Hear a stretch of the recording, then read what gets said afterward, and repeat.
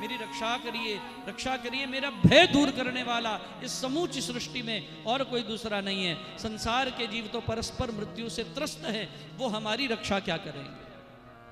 उपधार्य वचस्तस्या भगवान भक्तवत्सल, और भक्तवत्सल भगवान ने पुकार सुनी और भक्तवत्सल भगवान उसी समय अंगुष्ट मात्रेन पुरुखौ, अंगुष्ट मात्र मलम पुरुषः, अंगूठे के आकार के बनकर उत्तरा के गर्भ में प्रविष्ट हुए। स्फुरत पुरट मौलिनाम अपीच दर्शनम श्यामम तड़िद्वास समुच्चतम। और महाराज अंगूठे के प्रमाण के अलौकिक पुरुष का दर्शन गर्भ में उस बालक ने अपीच दर्शनम श्यामम, श्याम स्वरूप का दर्शन किया। और भगवान ने सुदर्शन चक्र छोड़कर उत्तरा के गर्भ में उस ब्रह्मास्त्र को विनष्ट कर दिया, समाप्त कर दिया। और महाराज अब तो इधर जन्म हुआ बालक का, जिस बालक में न कोई कंप है, न कोई क्रिया है, न कोई प्राण दिखाई दे रहे हैं, ये मृत सा प्रतीत होता है। और सबसे पहले भगवान श्री कृष्ण ने इसे गोद में उठाया। ये बालक आंख नहीं खोल रहा, ये निश्चय कर लेना चाहता है कि किसने उठाया, जिसके उठाने से महाराज अतएव कृपा की अनुभूति होती है। क्या हमें उठाने वाले वही श्री कृष्ण हैं? जब देखा कि ये किसी माँ के ममतापूर्ण मोहमयी हाथ नहीं लग रहे, ये तो कृपामयी वरद हस्त लग रहे हैं। और भगवान ने मस्तक पर हाथ फेरा और क्या कहा, परीक्षित जागो, परीक्षित उठो, उत्तिष्ठतः, उत्तिष्ठतोत्तिष्ठ, उठो। और महाराज जब उठने के लिए कहा, परितः इक्षति इति परीक्षितः, महाराज जो बुरी नजरों से घिरा हुआ, ऐसे परीक्षित को जब भगवान ने नामकरण करके उठाया, बार बार कहा, तो तीसरी ध्वनि में उस बालक ने अपने पहले मुट्ठियां भौंच ली, पैरों में क्रिया होने लगी, पैर अपनी ओर खींचने लगा। और महाराज भगवान और पांडव ये देख रहे हैं, आंखों में अश्रु हैं पांडवों के। जो मृत दिख रहा था भगवान के वरद हस्त की, भगवान के कृपा हस्त की कृपा पाते ही इसमें प्राण संचार हो गया। और महाराज ये उठा और जैसे ही नेत्र खोले, सबसे पहले श्री कृष्ण के दर्शन हुए और महाराज जीवन धन्य हो गया। आंखें खोली, जगत में पहली बार तो साक्षात प्रभु का दर्शन। और हम लोग तो महाराज बार बार मुनि जतन कराहीं और अंतराम कह आवत नाही, और इधर तो साक्षात प्रभु का दर्शन। निहाल हो गया परीक्षित। और महाराज इधर पांडव भगवान की जय जयकार करने लगे, जय घोष करने लगे। बोलिए श्री कृष्ण चंद्र भगवान की, सच्चिदानंद भगवान की जय घोष जरा जोर से किया करो, सच्चिदानंद भगवान की। प्रभु के जय घोष होने लगे। प्रभु की कृपा से ये बालक स्वस्थ और महाराज पूर्ण प्रभु की कृपा का आस्वादन करने वाला। पार्थ प्रवजाविताः साक्षादि वाकु अरिमावः ब्रह्मण्य सत्य संधश्च रामो दाशरथी यथाः। महाराज आपका बालक महाराज इक्ष्वाकु की तरह सत्य प्रतिज्ञा का पालन करने वाला, ब्राह्मणों का हितकारी और दशरथ के पुत्र श्री रामचंद्र जी की तरह सभी का मंगल और कल्याण करने वाला होगा। लेकिन हे राजन, जो हम इस पुत्र में देख रहे हैं उसमें सारा जीवन तो बहुत अच्छा होगा, लेकिन इसका अंत एक बार बिगड़ेगा, लेकिन संवर जाएगा। इसे एक संत का श्राप मिलेगा, लेकिन एक संत इसे गिराएंगे तो फिर इसे संत की कृपा ही उठाएगी। एक बहुत बड़े राजा हुए महाराज, उन्होंने अपने तपोबल से स्वर्ग का अधिकार पा लिया। और महाराज जब स्वर्ग का अधिकार पाया तो महाराज वो सशरीर स्वर्ग गए। तो महाराज जब स्वर्ग का अधिकार पाया तो गादी भी मिलेगी, तो इंद्र के बराबर उन्हें गद्दी मिली। अब इंद्र को उन्हें बिठाना पड़ा बगल में, और इंद्र को यह गवारा नहीं था। आज भी आप पूजा करते हैं तो पूजा के अंत में जल छोड़कर बोलते हैं वासवे नमः, इंद्राय नमः, सक्राय नमः, जल का टीका करते हैं। हमें तुम्हारा इंद्रासन नहीं चाहिए, लेकिन जब इंद्र को आसन देना पड़ेगा तो महाराज बड़ी दिक्कत होगी। आसन पर तो एक ही सुशोभित हो सकता है, महाराज आसन बट गया, इन्हें बगल में बिठाना पड़ा। तो इंद्र सोचने लगा ये किन पुण्यों के प्रभाव से यहां आया है, उन पुण्यों को क्षीण किया जाए। पुण्यों को क्षीण करने का तरीका क्या है? व्यक्ति के मुख से उसकी प्रशंसा करवाइए। बोले तुम यहां तक कैसे आ गए? तो महाराज राजा कहते हमने बड़े पुण्य किए, हमने बड़े दान किए। आत्मश्लाघा करते, आत्मश्लाघा करते करते करते करते धीरे धीरे पुण्य क्षीण होने लगे। जब पुण्य क्षीण हो गए, इंद्र ने कहा महाराज अब आपके सारे पुण्य क्षीण हो गए, अब आप स्वर्ग के अधिकारी नहीं हैं, अब आपको मृतलोक में जाना पड़ेगा, और हम आपको धकेल रहे हैं मर्तलोक में। आपकी कोई इच्छा है मर्तलोक में गिरते हुए? बोले हाँ हमारी एक इच्छा है, अब गिरना ही है तो ऐसी जगह गिराना जहां गिराने से हम उठ जाएं। बोले वो जगह कौन सी है? बोले महाराज ऐसी जगह गिरा दो जहां भगवान की कथा या संतों का सत्संग चल रहा हो, यहां गिरने वाला व्यक्ति भी उठ जाता, यहां कोई गिरता नहीं है। ऐसी जगह गिरा देना जहां कोई सत्संग चल रहा हो, कथा चल रही हो, हरि नाम का संकीर्तन हो रहा हो, ताकि हम गिरकर भी उठ जाए। बोले गिरेगा जरूर लेकिन उठ जाएगा।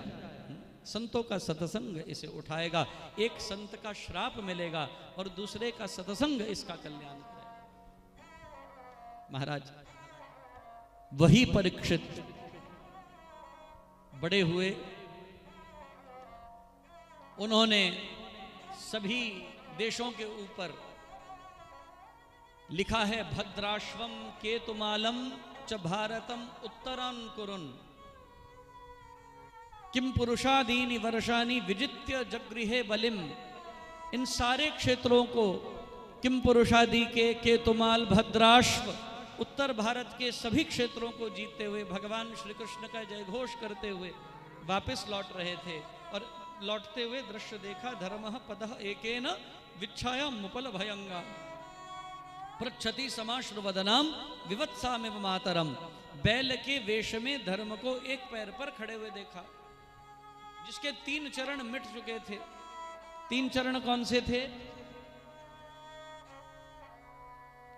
जो मिट गए, एक चरण बचा है।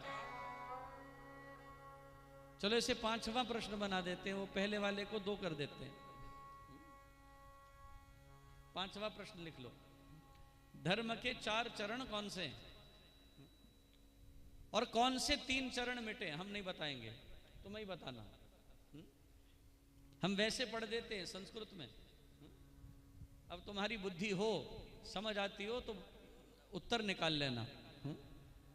तपः शौचम दया सत्यम इति पादाः कृतैकृताः पादाः कृतैकृताः अधर्माशस्त्रयो भगना सम्यसंगमदैस्तवः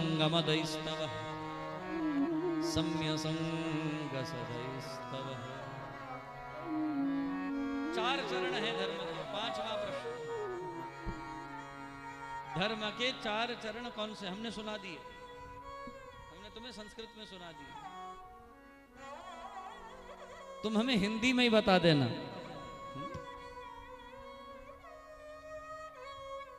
और यदि संस्कृत में श्लोक सुना दो तो 6 बोतलें 2 दे देंगे जिन्होंने संस्कृत में सुना दिया। और वहां पर उस एक पैर पर खड़े हुए बैल को, और मैं ऐसे भी लोग बता दूं आपको, या ऐसे ऐसे लोग बैठे जो मेरे से ही 100 बार भागवत सुन चुके हैं, वो भी नहीं बता पाएंगे, हमें इतनी गारंटी।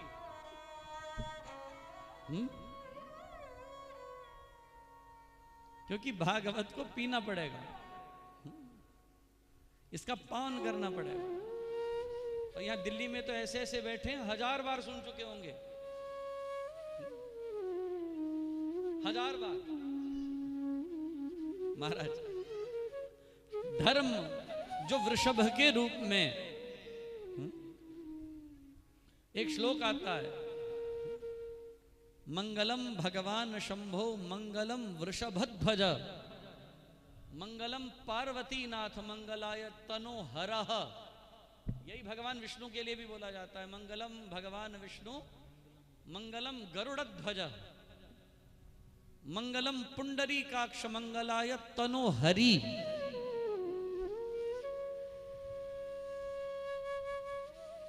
ये वृषभध्वज, ये धर्म है, धर्म वृषभ के रूप में है। और महाराज वो एक चरण पर खड़ा था और उसे एक दुष्ट जो राजा के वेश में अलंकृत था, सजा हुआ था, वो उन्हें प्रताड़ित कर रहा था। और महाराज परीक्षित ने देखते ही बीच में मध्यस्थता करते हुए आए और धर्म के न्याय और रक्षक के रूप में महाराज परीक्षित ने आकर कहा, कस्त्वम मच्छरणे लोके वलांधस्य वलान्वली नर देवोसि वेशेन नटवत कर्मणा द्विजः। कौन हो तुम और क्यों प्रताड़ित कर रहे हो? तुरंत शरणागत हुआ महाराज और तदपूलम शिरसा समात गयः विह्वलः, एकदम चरणों में झुककर कहने लगा, महाराज सतयुग के बाद त्रेता, त्रेता के बाद हाँ कौन सा युग आता है? त्रेता के बाद द्वापर, और द्वापर के बाद कलयुग। कलयुग कितने वर्ष का है? बोलो ना जी, छठा प्रश्न लिख लो बेटा। कलयुग कितने वर्ष का है? आंकड़े चाहिए हमें।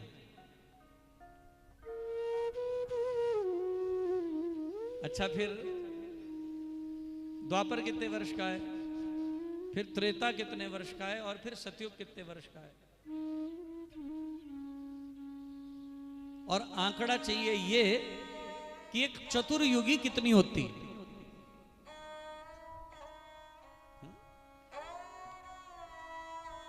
कलयुग, द्वापर, त्रेता, सतयुग और चतुर्युगी। छठा प्रश्न। और जो बच गया वो कल पूछ लेंगे। महाराज, महाराज परीक्षित ने उसे कहा, यदि तुम कलयुग हो तो तुम्हें यहीं निरस्त कर देना चाहिए, यहीं समाप्त कर देना। तलवार निकाली और महाराज कलयुग ने कहा, ठहरिए महाराज, हमारे से एक विनती सुन लीजिए, एक विनती स्वीकार कर लीजिए। यत् फलम नास्ति तपसा न योगेन समाधिना तत्फलम लभते सम्यक कलो केशव कीर्तना। जो सतयुग में नहीं होता, त्रेता में नहीं होता, द्वापर में नहीं होता, महाराज वो हमारे समय में केवल हरि नाम संकीर्तन से हो जाता है। आप कृपा करिए महाराज, हमें क्षमा करिए और हम आपकी शरण में हैं। तद पाद मूलम शिरसा समागात भय विह्वलः। हम आपके चरणों में दंडवत प्रणाम करते हैं। गोस्वामी जी कहते हैं, शरणागत को जे तजहि निज अनहित अनुमान तेनर पामर पाप में तिनहि विलोकन। और महाराज एक श्लोक है, मेरे पीछे बोलिए, क्षमा धर्मः, सब बोलिए, क्षमा धर्मः क्षमा सत्यम, क्षमा दानम, क्षमा यशः, क्षमा स्वर्गस्य सोपानम, इति ही वेद विदौ विदुः। क्षमा ही सबसे बड़ा है, क्षमा ही धर्म है, क्षमा ही सत्य है, क्षमा ही सबसे बड़ा दान है, और क्षमा ही यश देने वाली है, और क्षमा स्वर्ग तक ले जाने वाली है।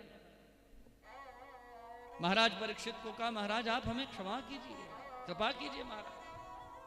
महाराज परीक्षित ने कहा, यदि ऐसी बात है तो हम तुम्हें एक वरदान देते हैं।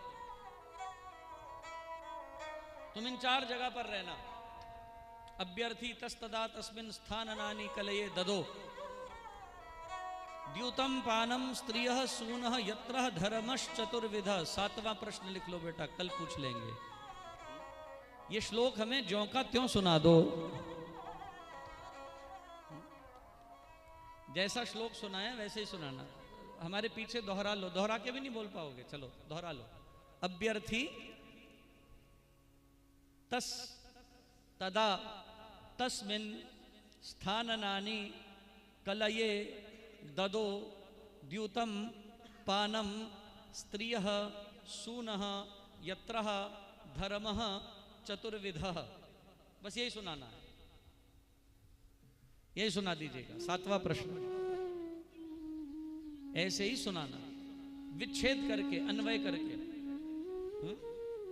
हमने अन्वय से सुनाया था।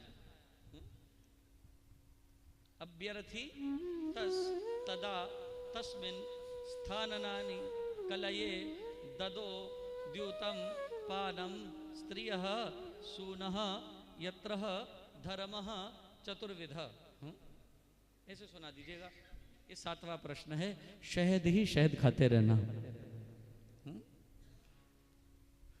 और पूरा श्लोक सुना दो। शहद में ही नहला देंगे तुम्हें। यहां तुम्हारा मधु अभिषेक कर देंगे खाटू जी के चरणों में। महाराज 7वां। अब तो महाराज परीक्षित ने कहा, 4 जगह हम तुम्हें स्थान दे रहे हैं। कहां कहां? अभ्यर्थी, हम तुम्हें भय से विमुक्त करते हैं। तस्तदा तस्मिन् स्थाननानि कलये ददो, दे रहे हैं, तुमने मांगे नहीं फिर भी हम दे रहे हैं। कहां कहां? द्यूतम, जहां लोग, बोलो ना जी, जुआ खेलते हैं, जहां पौ 12 करते रहते हैं लोग, जहां द्यूत है। और याद रखना, ये जो शेयर मार्केट है ये क्या है? बोलो ना भैया, ये भी द्यूत है, कलयुग की द्यूत है ये। पानम, जहां लोग, बोलो ना भैया, मदिरा पीते हैं, जो मदिरा सेवी हैं। सूनह, जहां लोग हिंसा करते हैं। स्त्रियः, जहां लोग कामुकता के वशीभूत होकर अपने चरित्र से भ्रष्ट हो जाते हैं। याद रखना, आज हमें चित्र नहीं चरित्र चाहिए, आज हमें रील नहीं रियल चाहिए। चित्र नहीं चाहिए, चरित्र चाहिए। विवेकानंद जब गए ना भगवे वस्त्रों में शिकागो में पहली बार, तो महाराज वहां पर अमेरिकन लोगों ने उन पर आक्षेप किया कि महाराज ये कैसे वस्त्र पहनकर आप निकले। तो विवेकानंद जी के शब्द थे शिकागो में उस अमेरिकन को, तुम्हारे यहां लोगों को वस्त्रों से पहचानते होंगे, लेकिन हमारे यहां लोगों की पहचान वस्त्र नहीं चरित्र होता है। हम चरित्र से पहचाने जाते हैं। और भैया आज तो युग ऐसा है, वैसे तो हम कभी बाहर ऐसे बहुत अधिक निकलने का अवसर नहीं मिलता, लेकिन जब कभी बाहर चले जाएं महाराज, तो भारत को तो छोड़ दीजिए, यहां पर तो साधुओं की भरमार है। यहां तो महाराज नौबत ऐसी आने वाली है, ईंट के नीचे भी 4 साधु बैठे होंगे। यहां तो नौबत ऐसी है, वहां तो होते ही कम है। हम कभी बाहर चले जाएं महाराज, तो लोग इस वस्त्र का इतना सम्मान करते हैं, इतना अधिक सम्मान है कि आप सोच भी नहीं सकते।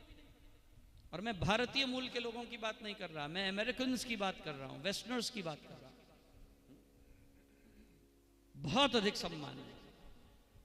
बार बार आके पूछते हैं, what is your faith, what do you believe in, how can we learn meditation. ये तो उनके स्थायी प्रश्न है। बड़ा सम्मान। महाराज, जहां कामुकता आए वहां चरित्र भ्रष्ट हो जाता है। बोले महाराज आपने 4 जगह दी, लेकिन एक भी अच्छी जगह नहीं दी। क्या एक वस्तु हमें, एक स्थान हमें हमारी इच्छा का दे सकते? बोले वो क्या है? बोले स्वर्ण, स्वर्ण में वास। महाराज परीक्षित ने तथास्तु कहकर स्वर्णवास दिया।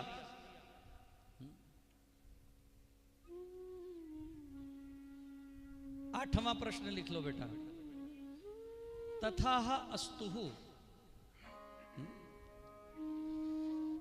इसका सही अर्थ क्या है? बार बार बोलते हैं ना तथास्तु, पहले तो इसका विच्छेद कीजिए, तो तथाह अस्तुहु इसका अर्थ क्या है? ये हमें समझा दीजिए। मुरथलिया जी को 8 बोतलें तो शहद की लानी पड़ेंगी। महाराज तथाह अस्तुहु, जैसे ही स्वर्ण में वास दिया, कलिकाल ने, कलियुग ने इसका लाभ लिया और महाराज परीक्षित के स्वर्ण मुकुट में सवार हो गया और महाराज की बुद्धि भ्रष्ट कर दी। महाराज परीक्षित आखेट करते हुए दिल्ली के सन्निकट, जहां गढ़गंगा बहती है, कहां? हापुड़ की भूमि, यहां पर महाराज परीक्षित पहुंचे आखेट करते हुए, जहां महाराज शमिक का आश्रम था। श्रृंगी और गौर जल भरने के लिए, समिधा एकत्र करने के लिए गए हुए थे और महाराज परीक्षित वहां पर पहुंचे। भूख लगी हुई थी, प्यास लगी हुई थी और महाराज जाकर बार बार गुहार लगाने लगे। भूख प्यास से संतप्त महाराज परीक्षित पुकारने लगे, लेकिन महाराज शमिक का तो ध्यान लगा हुआ था। यति किंचित कहीं ध्यान ही और नहीं था। जैसे ही महाराज शमिक को ध्यानस्थ देखा और देखा ही उठ नहीं रहे, क्रोध से आकुल होकर महाराज परीक्षित ने क्या किया? विनिर्गच्छन्ति धनुष कोट्या निधाय पुरमागतः, धनुष की नोक से एक मृत सर्प को उठाया और शमिक के कंठ में डाला। महाराज, संत अपमान करने से पहले उसके नतीजे से परिचित हो जाना चाहिए। संत अपमान हमारे यहां बहुत भारी क्षति करने वाला। गोस्वामी जी ने तो रामचरितमानस में, सुंदरकांड में स्पष्ट वर्णन कर दिया। बड़ी सुंदर चौपाइयां हैं, राग मालकौंस में। हमारे साथ गाइएगा। बड़ा सुंदर राग है, संध्याकालीन राग है मालकौंस। बड़े प्रेम से हमारे साथ गाइएगा। साधु अवज्ञा कर फल ऐसा, साधु अवज्ञा कर फल ऐसा, जरई नगर अनाथ कर जैसा, जरई नगर अनाथ कर जैसा, साधु अवज्ञा कर फल ऐसा, साधु अवज्ञा कर फल ऐसा, जरई नगर अनाथ कर जैसा, जरई नगर जरई नगर अनाथ कर जैसा, जरई नगर अनाथ कर जैसा। साधु अवज्ञा का फल क्या मिला? सारा नगर हनुमान जी महाराज द्वारा जलाकर राख कर दिया गया महाराज, जरई नगर अनाथ कर जैसे। और दूसरी चौपाई क्या लिखते हैं गोस्वामी जी, सुंदरकांड जी में वर्णन करते हैं, साधु अवज्ञा भवानी, साधु अवज्ञा तुरत भवानी, साधु अवज्ञा तुरत भवानी, साधु अवज्ञा तुरत भवानी, कर कल्याण अखिल कहवानी, कर कल्याण अखिल कहवानी। रावण जब ही विभीषण त्यागा, रावण जब ही विभीषण त्यागा, भयहु विभव बिनु तब ही अभागा, भयहु विभव बिनु तब ही अभागा, साधु अवज्ञा तुरत भवानी,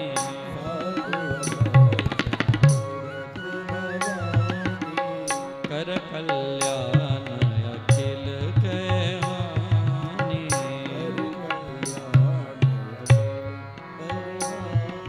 श्री राम जय राम जय जय राम,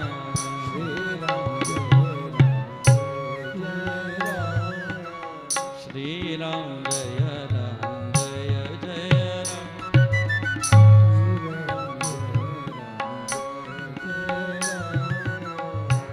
श्री राम जय राम जय जय राम, जय जय राम जय जय राम, श्री राम जय राम जय जय राम, श्री राम जय राम। साधु अवज्ञा का फल तत्क्षण मिलने वाला, तुरंत भवानी, इसमें विलंब नहीं होता। इधर तो महाराज परीक्षित अपमान करके वापस लौटे, और इधर गौर और श्रृंगी जब वापस लौटे, देखा पिता गुरुदेव के गले में कोई मृतक सर्प डालकर उनका अपमान करने की चेष्टा से गया। उसी समय गंगा जी का जल लेकर अंजलि में शाप दिया, इति लंघति मर्यादम तक्षकः सप्तमे हनि, दंशं तस्मै कुलागारम च उदितो में ततो द्रुहम। आज से 7वें दिन तक्षक दंश से इस अपमान करने वाले व्यक्ति की मृत्यु हो जाए। महाराज शमीक उठे और कहा, तुम क्रोध में क्यों इतने आकुल हो? बोले महाराज, कोई आपका अपमान करके मृतक सर्प आपके कंठ में डालकर चला गया। संत बोले, तो क्या हुआ बेटा, जिसके पास जो होगा वही देगा, कम से कम हमारे प्राण तो संरक्षित हैं। कोई बात नहीं बेटा। बोले लेकिन हमने तो महाराज उसे मृत्युदंड दे दिया है, 7वें दिन तक्षक दंश से मृत्यु अब घोषित कर दी है। बोलिए तुमने क्या किया? राजा के चले जाने से लूटपाट होगी, अधर्म बढ़ेगा, अन्याय बढ़ेगा, अत्याचार बढ़ेगा, जाओ उन्हें जाकर अभी सूचित करो। गौर और श्रृंगी गए, सीधा महाराज परीक्षित के पास जाके उन्हें सूचित किया, महाराज हमने आपको 7वें दिन तक्षक दंश से मृत्यु का शाप दिया है। महाराज परीक्षित कहने लगे, जो आपने दे दिया है महाराज वो शिरोधार्य है, लेकिन क्या हम एक बात पूछ सकते हैं? जिस व्यक्ति के पास 7 दिन ही अवशेष हो उसके लिए करणीय क्या है? बोले महाराज सब कुछ परित्याग करके अभी सतसंगति कीजिए, संत आश्रय कीजिए, यही आपके लिए करणीय है। उसी वक्त जन्मेजय को बुलाया, राज्याभिषेक किया और राज्यभार सौंपकर महाराज परीक्षित गंगा किनारे पहुंचे। वहां पर सभी ऋषि उपस्थित थे, अत्रि, वशिष्ठ, च्यवन, देवल, जमदग्नि, भरद्वाज, गौतम, अगस्त्य, पराशर, नारद, ये सभी वहां पर उपस्थित थे। सभी से जाकर पूछा क्या करना चाहिए। सबने अपनी मति अनुसार उत्तर दिए, लेकिन उत्तर भाया नहीं। तभी वहां पर सुखदेव जी महाराज का आगमन हुआ। दिगंबरम वकत्र विकीर्ण केशम प्रलंब बाहुम स्वरोत्तमा। यम प्रवजन्तयनुपेतमपेत कृत्यम द्वैपायनो विरह कातरया जुहावः पुत्रेति तन्मयतया तरवोऽभिनेन्दु स्तम्भूत हृदयं मुनिमानतोऽस्मि स्तम्भूत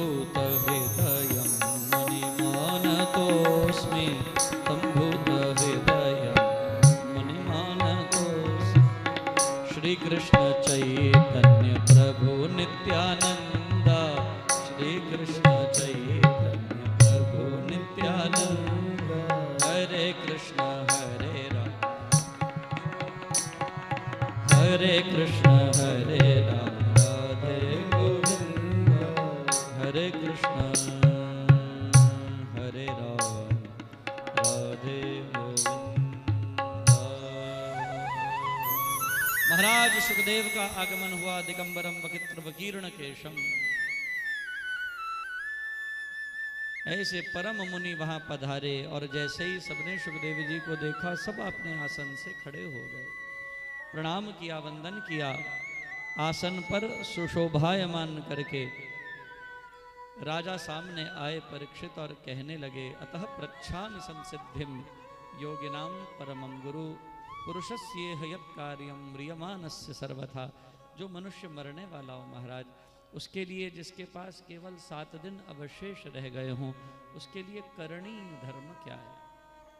परीक्षित ने जैसे ही प्रश्न किया, सुखदेव जी कहने लगे, वरीयानेश ते प्रश्न कृतौ लोक हितम नृपः, आत्मवित्त सम्मतः पुंसाम स्त्रोत्र व्यादिषु यह परः।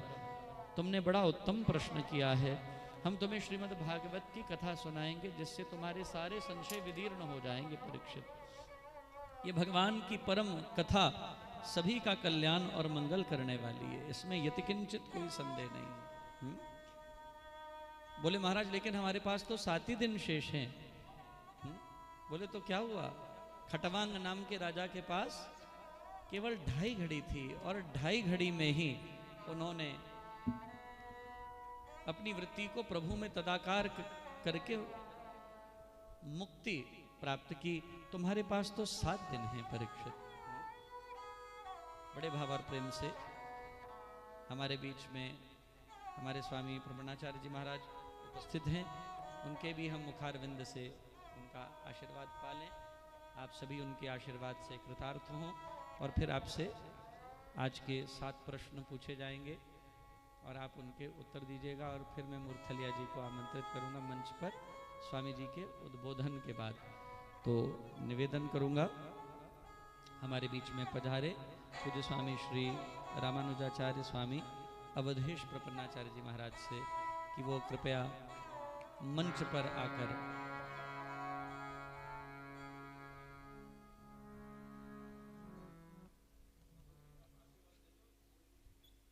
मंच पर पधारने की कृपा करें पूज्य स्वामी जी, और आप सभी को अपना मंगलमय उद्बोधन देकर कृतार्थ करें।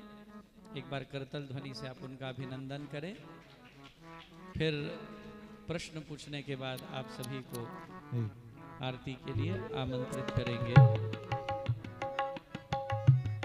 अतिभाव और प्रेम के साथ, श्रद्धा के साथ पूज्य स्वामी जी।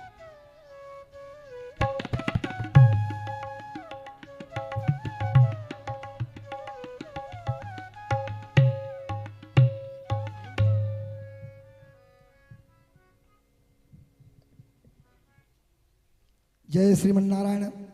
ओम लक्ष्मीनाथ समारभ्याम नाथयामुनयाम मध्यमाम अस्मदाचार पर्यंताम वंदे गुरु परंपरा। मनोजवम मारुतुल्लवेगम जितेन्द्रियं बुद्धिमतां वरिष्ठं वाताद्भुतं वानरमुखं श्रीरामदूतं शरणं प्रपद्ये। सर्वप्रथम व्यासपीठ को मैं नमन करता हूँ, वंदन करता हूँ। परम पूज्य गुरुदेव सामान हमारे महाराज श्री गुरुदेव भगवान के चरणों में प्रणाम करते हुए आए हुए सभी माताएं, बहनें, भाइयों, बंधुओं को बहुत बहुत साधुवाद, शुभ मंगल कामनाएं। आज हम लोग इस खाटू श्याम दरबार में बैठकर जो श्रीमद् भागवत महापुराण की कथा को स्मरण कर रहे हैं, रसपान कर रहे हैं, और हमारे परम पूज्य महाराज श्री अपने मुखार बिंद से रसपान करा रहे हैं। उनकी जो वाणी अमृत के समान है, हमारे मन के हृदय में, आंगन में उतर रही है। हम भागवत कथा को बहुत श्रवण करते हैं, अमृतपान करते हैं, लेकिन महाराज जी, परम पूज्य महाराज जी हमारे जो इस कथा को श्रवण करा रहे हैं, अमृतपान करा रहे हैं, बड़े ही सरल शब्दों में। देखिए, आज इस दरबार में भगवान श्री नारायण के चरणों में हमारी परम आदरणीय बहन संतोष साध्वी जी आई हुई हैं, जो यहाँ पर अपने बहुत भजनों को जो है गा चुकी हैं। मैं उनको बहुत बहुत साधुवाद देता हूँ। और हम इस कथा में आप सबको ही बताएंगे कि बिन हरि भजन न मिटे कलेशा, बिना भगवान के भजन के कलेश मिट नहीं सकते हैं। और श्री रामचरितमानस में बड़े सुंदर शब्दों में लिखा गया है, बाबा तुलसीदास ने लिखा है, सुखी मीन जहाँ नीर अगाधा, जिम हरि शरण न एक को बाधा। जो भगवान के शरण में रहता है, नारायण के इसी चरणों में रहता है, वो अनेक प्रकार के कष्टों से, बाधाओं से मुक्त हो जाता है। और ये भगवान भागवत की जो कथा यहाँ पर श्रवण कराई जा रही है, आप लोग अमृत पान कर रहे हैं, वाकई ये भाव के सागर से पार को उतारने वाली है। ये सत्य है, इसमें जरा सा संदेह नहीं है। क्योंकि जा पर जाकर सत्य सनेहू, निश्चय मिले न कछु संदेहू। और जाकी रही भावना जैसी, प्रभु मूरत देखी तातैसी। तो हम ज़्यादा कुछ नहीं कहेंगे, क्योंकि हम लोग यहाँ कथा को श्रवण करने आए हैं, सुनाने नहीं आए हैं। तो भगवान श्री नारायण के चरणों में नमन करते हुए और व्यासपीठ को प्रणाम करते हुए और परम पूज्य गुरुदेव समान हमारे गुरुदेव भगवान को मैं नमन करता हूँ कि प्रभु हम सब भक्तों को अपने अमृत रसमयी वाणी से ऐसे कथा का रसपान कराते रहें। और हम लोगों का इस भाव सागर से, इस मृतलोक से, इस संसार से, आवागमन से छुटकारा मिल जाए और भगवान श्री नारायण के चरणों में जगह मिल जाए। हम भगवान के चरणों में नमन करते हुए आप सबको बहुत बहुत साधुवाद करता हूँ। भगवान आप सबको अच्छा स्थान दे और अच्छा ज्ञान दे और भगवान नारायण के चरणों में और अपने सनातन में लगे रहें। जय श्री राम, जय श्रीमान। इन्हीं शब्दों के साथ अपनी वाणी को विराम। महाराज श्री के चरणों में वंदन, नमन, साष्टांग दंडवत। जय श्री राम। मैं गुरु जी से अक्षमा मांगते हुए एक प्रार्थना करना चाहता हूँ।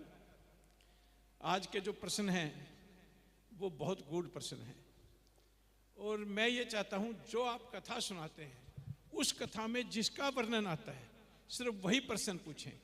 अगर ये बता दिया भाई ये चीज़ यहाँ पे है, आगे का बताओ, साथ वो पूछा भाई इस युग के कितने वर्ष है, अगर महाराज जी बताएंगे उसके बाद पूछेंगे तो मजा आएगा। तो मैं अभी भी गुरु जी से अक्षमा मांगते हुए ये कहना चाहता हूँ कि जो कथा आज आपने सुनाई है सिर्फ उसी में से 5%, ताकि हम जो यहाँ पर शहद रखा हुआ है, और मैं आज ये घोषणा करता हूँ 5 जितने दिन की कथा होगी हर रोज उसी में से प्रश्न पूछा जाएगा और 5 शहद की शीशी 5 आदमियों को दी जाएगी। उसी में से 5 प्रश्न डेली पूछे जाएंगे और डेली उन 5 आदमियों, कश्मीर का स्पेशल शहद मैंने मंगाया है, ये उनको एक एक शीशी जो है, जो आदमी वो करेगा उसको मिलेगा। और जो कथा सुनाई जाएगी जी उस कथा में से ही पूछा जाएगा। जैसे आज अभी इन्होंने सबसे लास्ट प्रश्न मैं पूछ लूं, परीक्षित के गले में जो सर्प डाला वो किसने डाला, बताइए।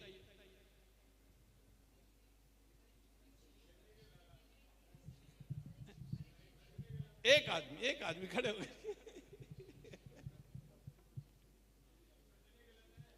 प्रश्न गलत है, अच्छा सही पूछो, मैंने प्रश्न ही गलत पूछ लिया। वो कौन से राजा थे जिन्होंने महर्षि शमीक के कंठ में सर्प डाला? एक आदमी खड़े होकर के, हाँ हाँ जी, खड़े होकर के, हाँ। आपका नाम, आपका नाम?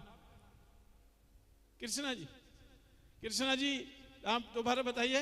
एक कोई माइक और वहां भी दे दो, एक माइक है कोई दूसरा? और आ जाओ, आप आ जाओ।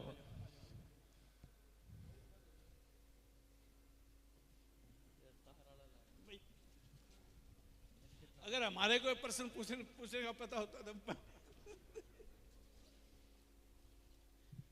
आप ऊपर आ जाओ गुरु जी।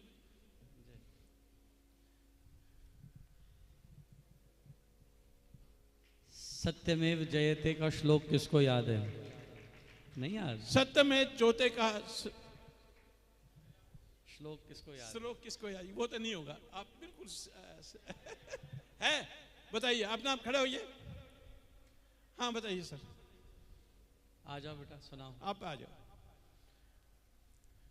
आगे के लिए एक और भी मैं आपको रिक्वेस्ट कर दूं, स्वामी जी के साथ आए हुए किसी आदमी को इनाम नहीं मिलेगा, आज दे दूंगा मैं, कोई बात नहीं। हाँ आयो, कोई बात नहीं। हाँ सुना, यही सुना दो सर। हाँ माइक दे दीजिए। हाँ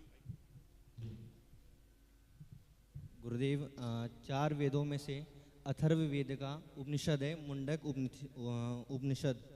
उसके 3 अध्याय के पहले खंड का 6वां श्लोक है, सत्य में जयते नानृतम सत्येन पंथो विदितो देवयानः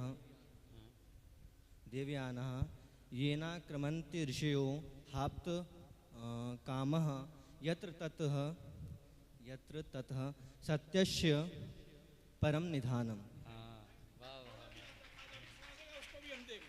आइए आइए सर, आइए। वाह वाह वाह, एक बार जोरदार करतल ध्वनि से। ये मुंडकोपनिषद का श्लोक है, सत्यमेव जयते।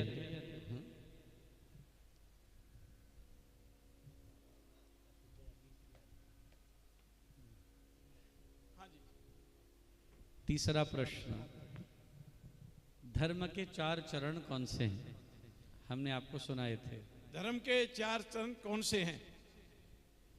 दोबारा नहीं। हाँ आप अपने नहीं, हाँ खड़े होइए, बताइए, बताओ, खड़े होकर के, शाबाश। आगे आ जाइए, आगे आ जाइए, मैं माइक ले लें। तप, दया, धर्म और स्वच्छ। वाह वाह वाह, धन्यवाद, जोर से तालियां बजाएं। नहीं यहाँ नहीं, जाए। तप दया नहीं, धर्म नहीं है। तप दया सत्य और शौच। हाँ कोई बात नहीं, ठीक है नहीं ठीक नहीं है जी। सर, कोई बात नहीं। आइए आ जाओ। इतनी हिम्मत कर दी, यही बहुत है। आप खड़े हो, आओ, आ जाओ।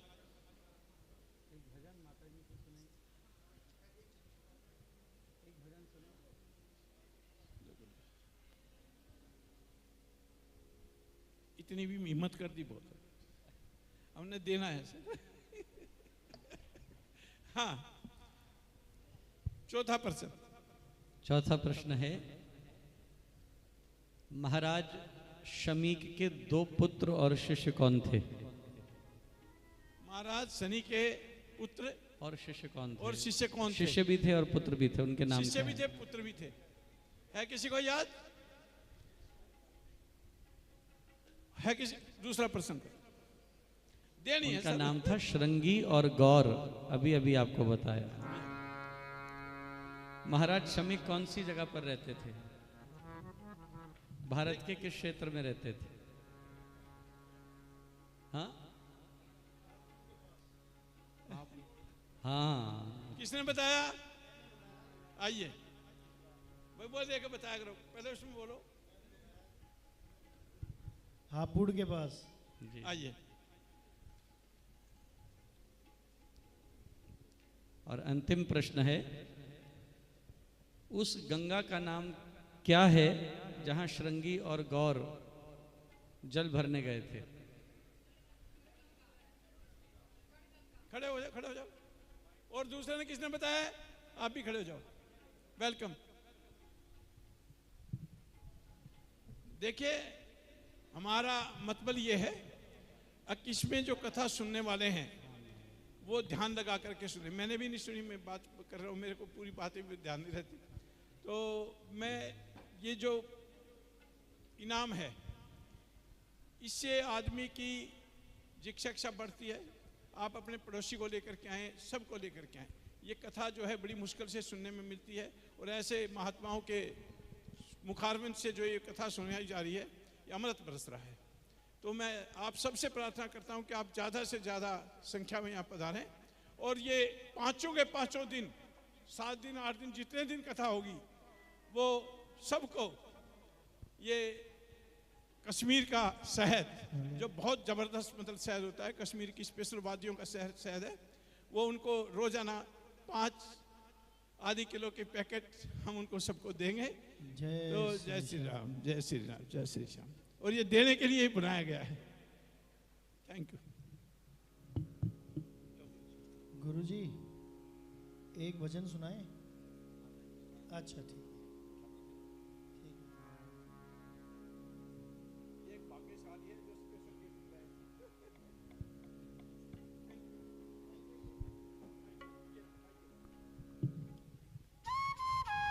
श्री राधे, श्री राधे, श्री राधे। पहले तो मैं स्वामी जी के चरणों में कोटि कोटि वंदना करती हूँ। हमारे जगत गुरु स्वामी अवधेशानंद जी, उनके चरणों में वंदना करती हूँ। आइए, एक भजन है, बड़ा सुंदर है भाव।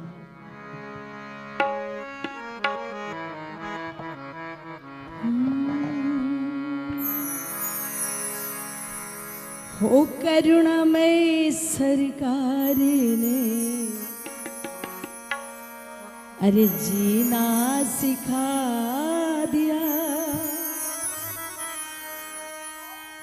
दुनिया की ठोकरों